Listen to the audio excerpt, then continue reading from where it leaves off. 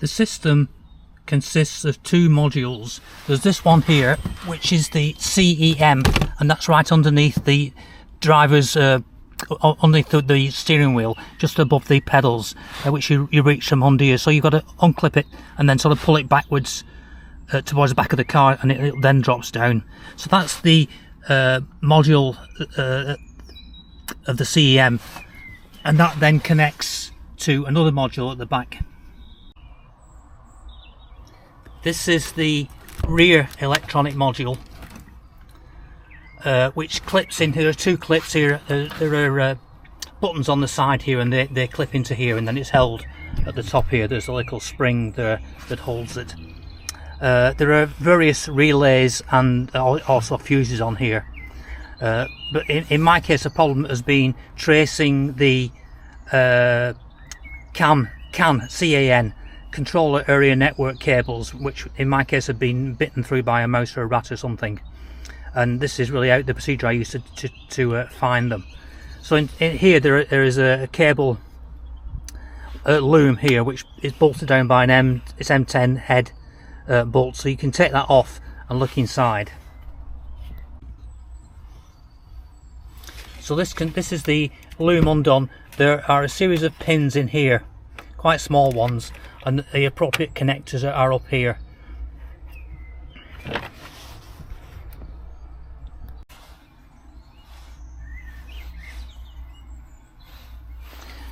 The pins here are quite small to get at, so to put them in you need a very small pin. The pin I'm using here is, to give you a close-up of it here, is this one here, this type of thing here. This is a DuPont connection, often used with Arduinos and things like that. You could use a sewing machine, or a sewing machine needle, or a pin perhaps, but these just happen to be convenient. There are probably proprietary things you can get as well. This is sort of the things I use for going into the small holes on this loom.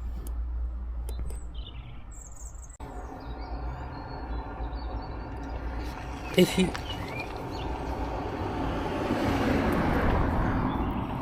you want to connect to one of the pins sticking out, then this is the DuPont female connector.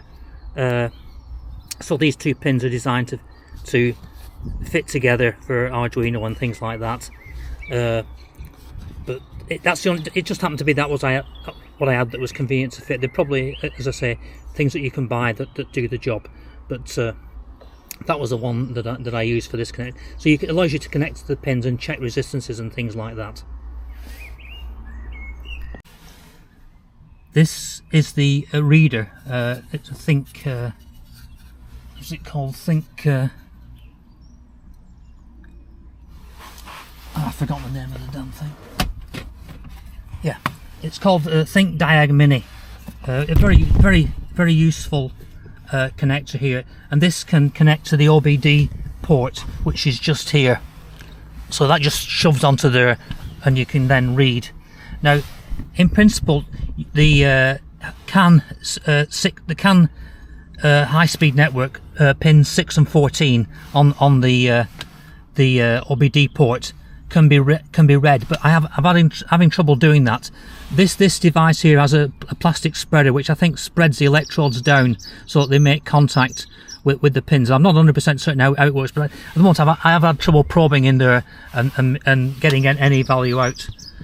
So that's sort of an issue that really would be nice to fix, and really I need a proper connector which then brings out all the cables and you can read them quite easily. I just don't have one, so I've had to struggle on with what I've got. The CAN network is it's a combination of what's called a twisted pair. So in this case it's a white and a green twisted together, and that runs all the way along the car. So if you've got problems with, in this case, it was impossible to operate, the fuel gauge didn't work, the rear washer, rear wiper didn't work, reversing lights didn't work, and that's because there was no signal going to the rear electronic module due to a fault on the CAN bus.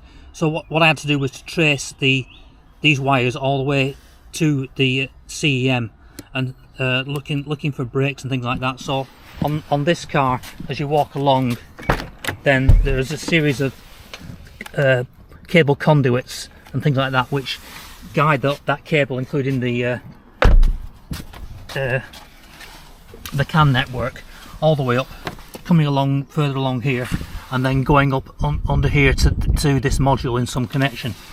What I found was that under here, right up, I had to lie on upside down, looking up near the pedals, and I found one of the wires had been bitten through, probably by a mouse or a rat or something like that. Soldered that back together again, and put a plastic cover on top of it, and that then solved the entire problem. So then the rear washer, rear wiper worked, the reversing lights, everything worked essentially, having been not working.